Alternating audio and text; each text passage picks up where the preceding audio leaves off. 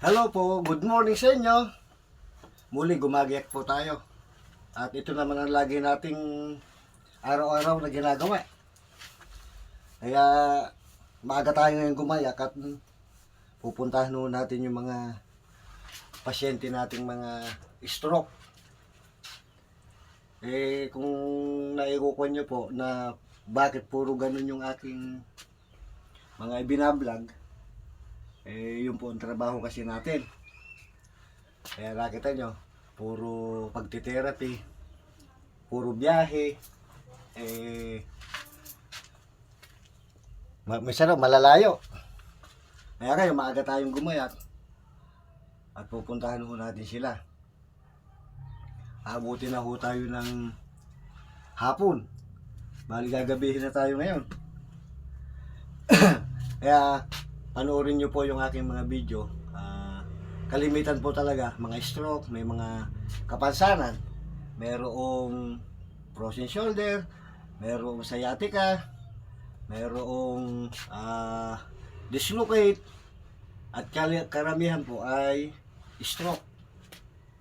Kaya subaybayan nyo po yung aking mga ibinablog. At sa mga followers po natin, at sana po ay abangan nyo lagi. At saka sa hindi rin namin followers pa na dadaan sa inyo yung aking wall, ay makikisuyo po. Paki-like nyo na rin, paki-share. At yung YouTube channel ko po ay bisitahin nyo po. At makikisuyo na po ako sa inyo. Yung aking YouTube channel ay Kwentong Therapy po ni Boss Vic. Kwentong Therapy ni Boss Vic. Para po doon yung makikita lahat yung ating mga nagiging kliyente sa araw-araw. Kasi araw-araw bumibiyahe tayo. Kaya minsan gabi na, hapon o umaga, lumalakad na po tayo. Yan, katulad po nito. Ang pupuntahan ko nito ay magkatabi lang naman, pero medyo malayo. Pulong Munti, at saka ang katabi niya ay Pulong Malaki. Bakit?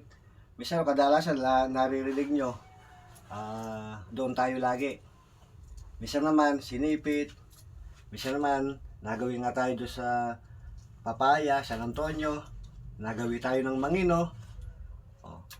Naikot na ho natin ito, yung mga tabi-tabi rito. Nagawi rin tayo ng Bulacan, Baluarte, yan. Pero ang kalimitan ho kasi ng mga pasyente po natin, mga kliyente, ay Pulong Malaki. Diyan po marami. Pulong Malaki, Pulong Munti, Mangga, yan, Tabon.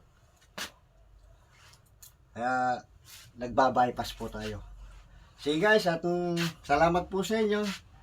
At huwag niyong kaliligtaan yung aking YouTube channel. Salamat po. Ingat po kayo sa araw-araw. Thank you po.